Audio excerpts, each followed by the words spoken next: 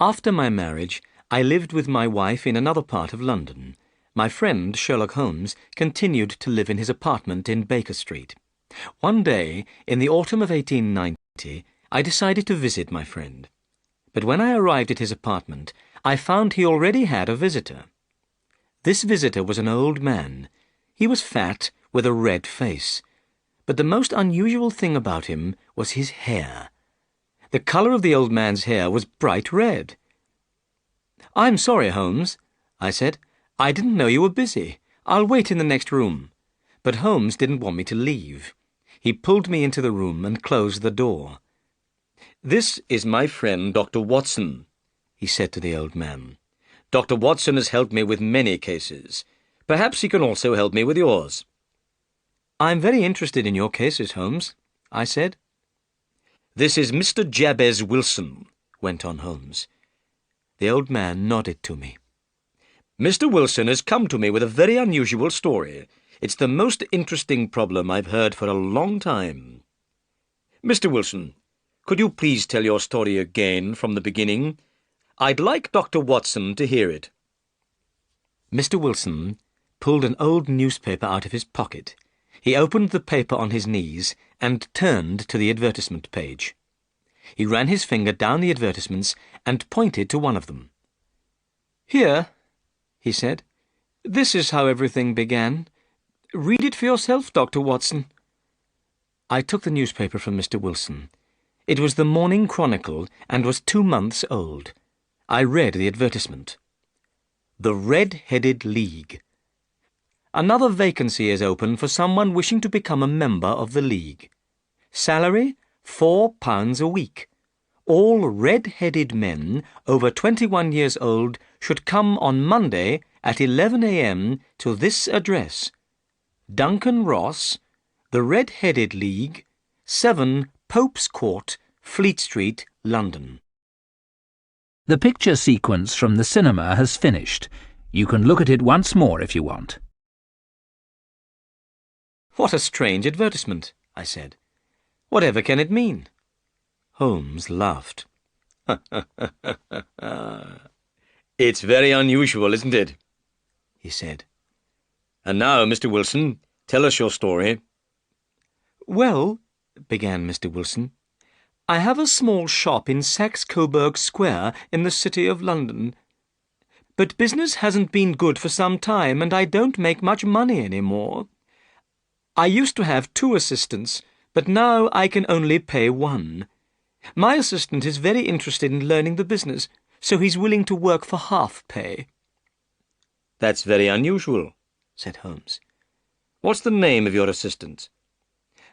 "Vincent Spaulding," replied Mr. Wilson. "He's an excellent assistant, but he does do one unusual thing. Spaulding's very interested in photography and takes a lot of photographs. He develops these photographs himself in the cellar of my shop.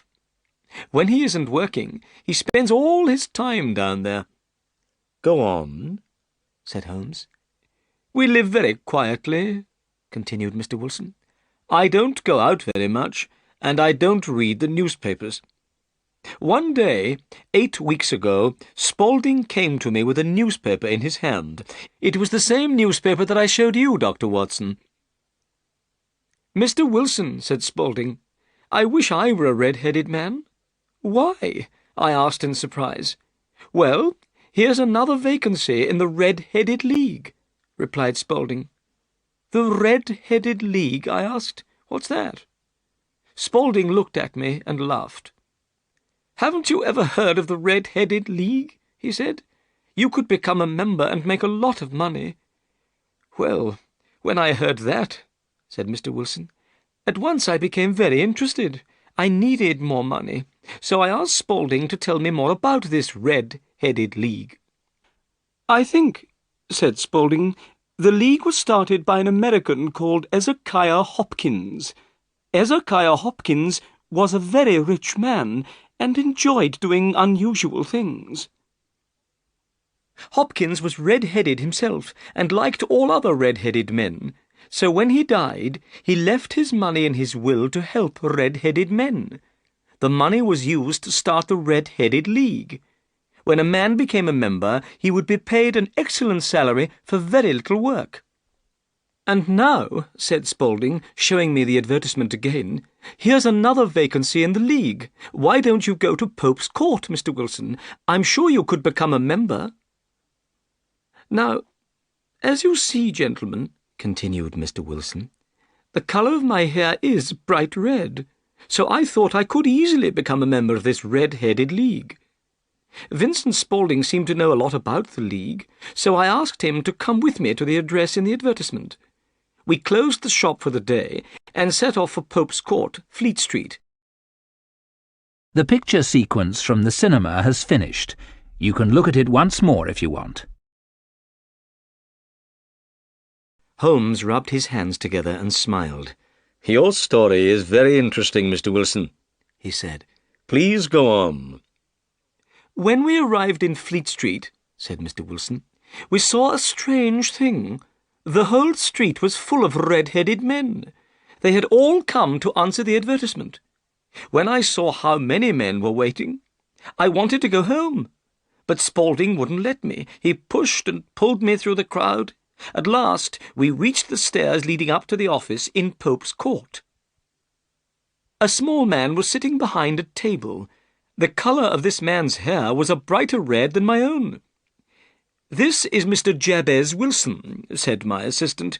"He has come about the vacancy in the League." The small man looked carefully at my hair. He looked at it for such a long time that I began to feel uncomfortable. Suddenly he bent forward and grabbed my hair with both hands. He pulled at it until I cried out in pain. "I'm sorry I hurt you," said the man. "Your hair is a wonderful colour, but I had to make sure you weren't wearing a wig. I had to find out if your hair was real." Then he went over to the window. He opened it and shouted down to the men below that the vacancy was taken. The red-headed men groaned with disappointment. Then they began to walk away. In a few minutes, the square was empty. "My name," said the small man, "is Duncan Ross. You are now a member of the Red-Headed League. When can you start the job?" "Well, that's going to be difficult," I replied. "I have a business already." "Oh, don't worry about that, Mr. Wilson," cried Spaulding. "I can look after the business for you." Now, I knew that my assistant was a good worker and would look after my business well. So I asked Duncan Ross, "What are the hours of work?" "Every day between the hours of 10 o'clock and 2 o'clock," replied Mr. Ross. "The pay is £4 a week, but you must not leave the office at any time between 10 and 2. If you leave for any reason, you'll lose your pay." "I understand," I said. "And what is the work?" "Copying out the Encyclopaedia Britannica. The first book of it is over there. Will you be able to start work tomorrow?" "Certainly," I said. "Then goodbye, Mr. Wilson.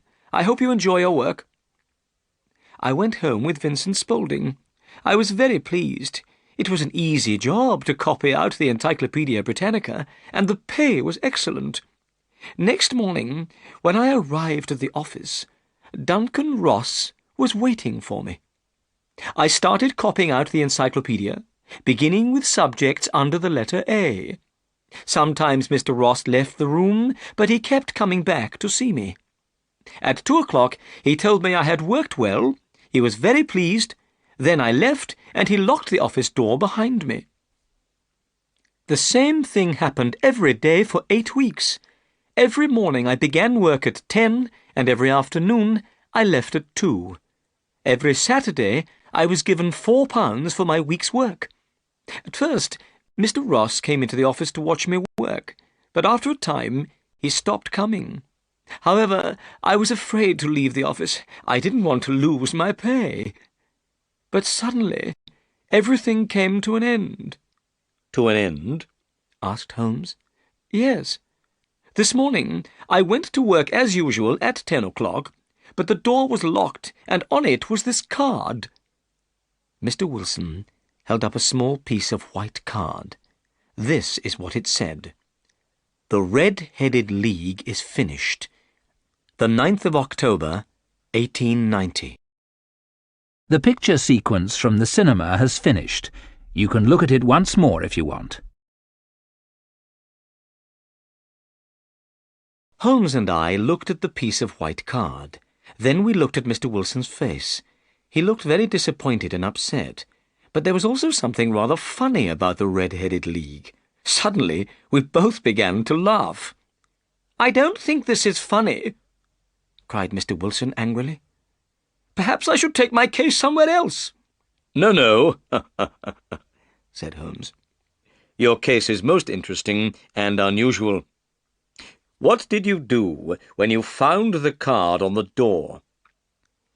"I was extremely surprised," replied Mr. Wilson. "I didn't know what to do. I went to all the offices in the building. I asked if anyone knew anything about the Red-Headed League, but no one had ever heard of Duncan Ross. At last, I went home to Saxe-Coburg Square. I told Vincent Spaulding what had happened. Spaulding said that if I waited, perhaps the League would write to me. Perhaps they would explain everything in a letter. But I didn't want to wait. I've lost a good salary of £4 a week. I want to find out about this League and why they did this to me. Mr. Holmes, I've heard you help people when they are in trouble. That's why I've come to you." "You've done the right thing," said Holmes. "I'll be happy to help you, Mr. Wilson. But first, I want to ask you some questions. Your assistant, Vincent Spaulding, how long had he been with you before he saw the advertisement?" "About a month." "How did he get the job as your assistant?" "I advertised the vacancy for an assistant. He came for the job. I chose him because he looked a good worker. Also, he said that he would work for half pay." "What does Spaulding look like?" "He's small, and he moves very quickly. He's about 30 years old, and has a white mark on his forehead." Holmes sat up straight in his chair. He was very excited.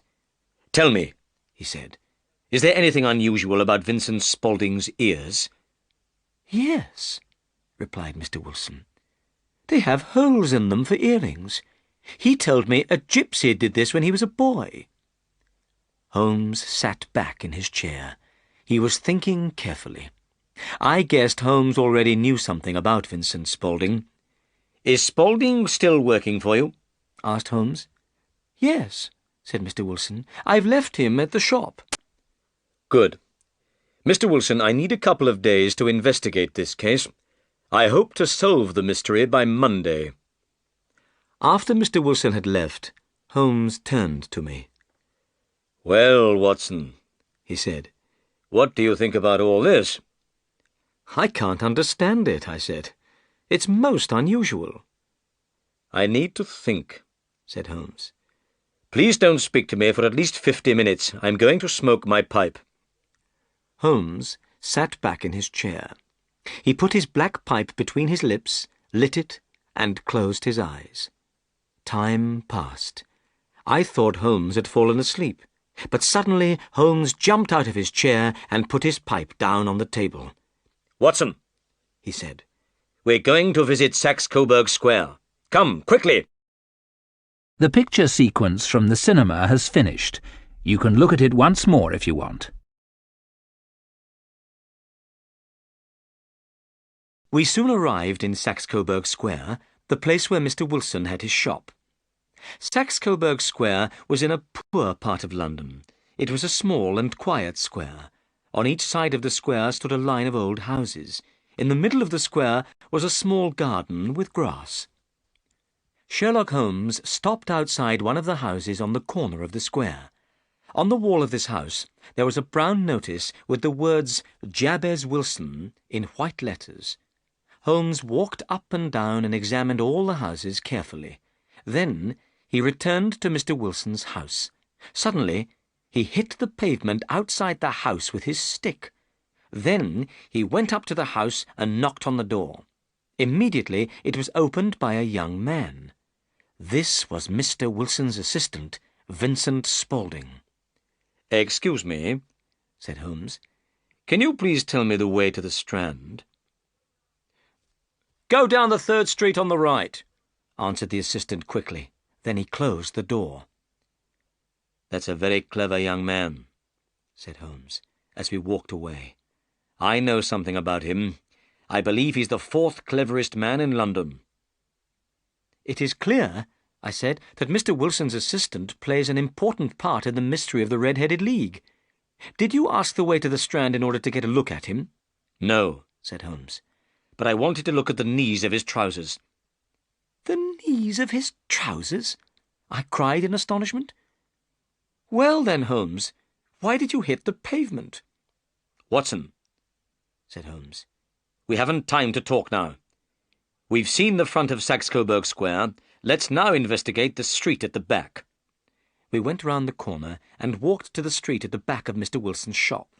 We were immediately in one of the busiest and most important streets in the City of London. A line of expensive shops and important businesses were on the side of the road. Hundreds of people were hurrying along the pavements, and the roadway was busy with traffic. It was hard to believe that Saxe-Coburg Square, with its poor old houses, was immediately behind the important buildings of this busy street. Holmes looked along the line of buildings. "This is very interesting, Watson," said Holmes. "There's a tobacconist's, a newspaper shop, a restaurant, and— ah, yes, the offices of the City and Suburban Bank." I could see that Holmes was very excited. "Well, Watson, I have some work to do that will take a few hours," went on Holmes. "This case at Saxe-Coburg Square is serious." "Serious?" I said. "Why?" "An important crime has been planned. I think we'll be in time to stop it, but I'll need your help tonight." "At what time?" 10 o'clock.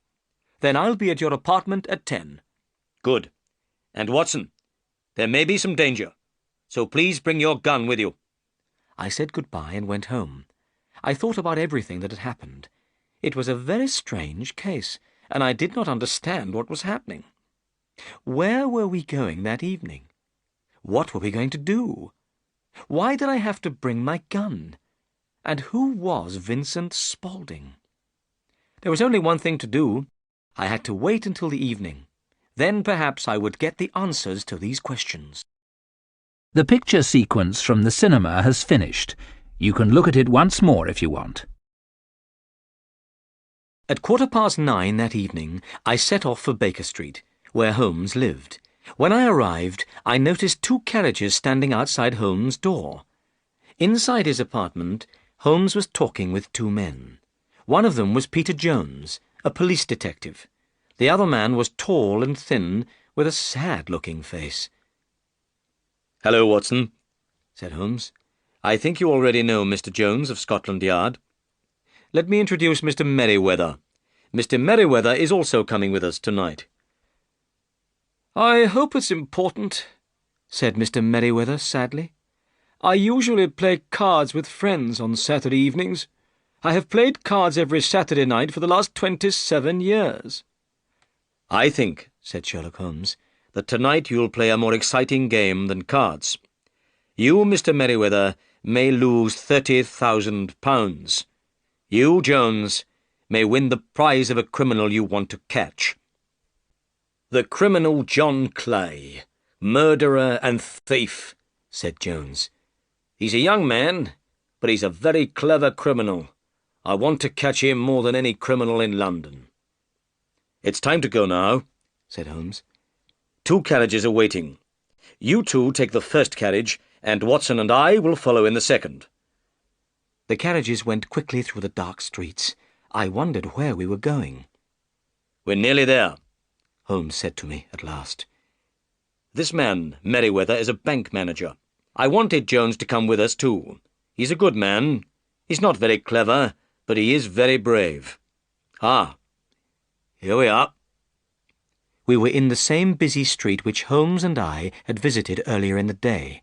We got out of the carriages, and Mr. Merryweather took us down to a small side door. Through the door was a corridor with an iron gate at the end.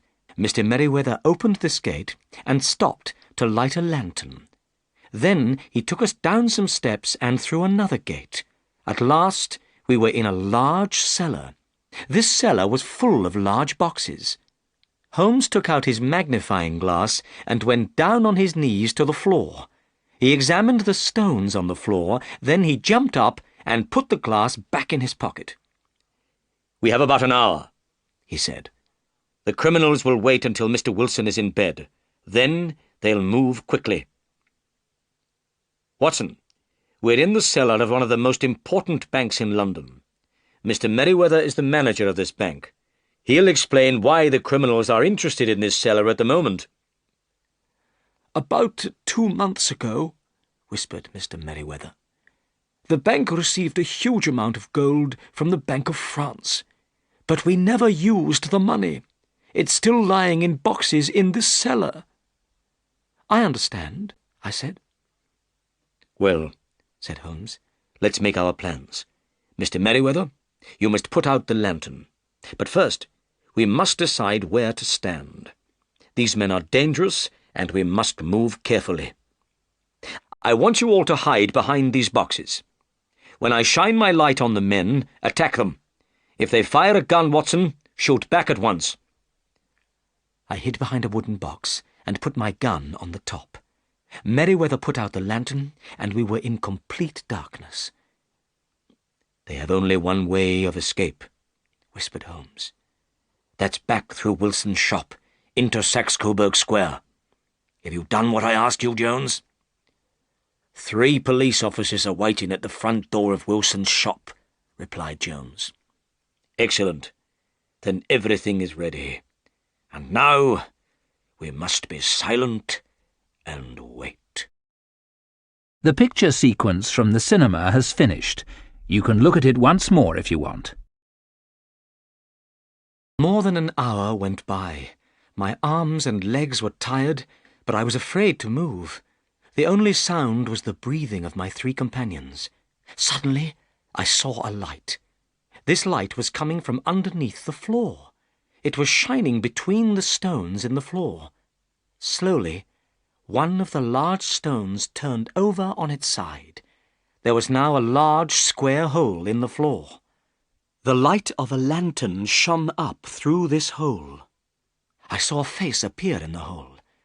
By the light of the lantern, I recognized Mr. Wilson's assistant. The young man pulled himself up out of the hole. He turned round and stood beside the hole. Then he began to pull up another man after him. This man was thin and small, with bright red hair. "Let's hurry," whispered the young man. Suddenly, Holmes jumped forward and grabbed the young man by the neck. Immediately, the man with red hair jumped down the hole again. Jones grabbed at his coat, and I heard the sound of tearing cloth. At once, the young man pulled a gun out of his pocket, but Holmes hit the man's hand, and the gun fell to the floor. "Stand still, John Clay," said Holmes. "You cannot escape." "All right," replied the young man. "But I think my friend has escaped." "You'll see your friend very soon," said Jones. "There are 3 policemen waiting for him at the front door. Now then, John Clay, please hold out your hands. I'm going to take you to the police station." Jones put the handcuffs on John Clay's wrists, then led him upstairs. Holmes, Mr. Merriweather, and I followed them from the cellar. "Mr. Holmes," said Mr. Merriweather, "I don't know how the bank can thank you. You've stopped a very serious crime." "Well," replied Holmes, "I've wanted to catch John Clay for a long time, and this has been a very interesting case. I enjoyed hearing the strange story of the Red-Headed League." The picture sequence from the cinema has finished. You can look at it once more if you want. Later, Holmes explained to me the mystery of the Red-Headed League. "You see, Watson," he said, "it was clear that the men in the Red-Headed League wanted only one thing. They wanted to get Mr. Wilson out of his shop for some hours every day. That was why they kept him busy copying out the Encyclopaedia Britannica. John Clay is a very clever young man. It was he who thought of the Red-Headed League. He thought of it because Mr. Wilson's hair was the same colour as his friend's hair, very bright red. Clay put the advertisement in the newspaper, Then he showed the advertisement to Mr. Wilson. He suggested to Mr. Wilson that he should apply for the vacancy in the League. When Mr. Wilson told us that his assistant was working for half pay, I knew he must have a special reason for wanting the job. But Holmes, I said, how could you know what that reason was? Mr. Wilson's business is small, explained Holmes. There was nothing inside his house to attract criminals, so I knew it must be something outside the house. What could it be? Mr. Wilson told us that Vincent Spaulding, or John Clay, spent many hours in the cellar. The cellar. He was doing something in the cellar. I asked more questions about Vincent Spaulding. I found out that he was John Clay, one of London's most dangerous criminals. What could John Clay want in Wilson's cellar? I could think of only one answer. He must be digging a tunnel to another building. Then we visited Saxe-Coburg Square, and I surprised you by knocking on the pavement with my stick. I wanted to find out exactly where the cellar was. I knew from the sound my stick made that there was no cellar in front of the house. Then I rang the doorbell, and Clay answered it. I saw that the knees of his trousers were dirty. Clearly he had been digging for many hours. But what was he digging for? I walked round the corner, saw the City and Suburban Bank, and knew that I had solved the problem. When you went home, I visited Jones and Mr. Merriweather and asked them to come with us tonight. How did you know the criminals would try to rob the bank tonight? I asked. When they closed the Red-Headed League office, said Holmes, I knew the tunnel was finished. The criminals were ready to move. Today is Saturday. No one would come to the bank until Monday. If they took the gold tonight, they would have 2 days for their escape. Excellent, Holmes, I cried. You have been very clever. You have solved another difficult case.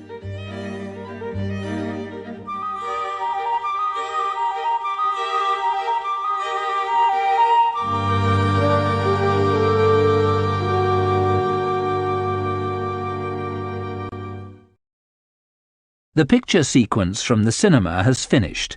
You can look at it once more if you want.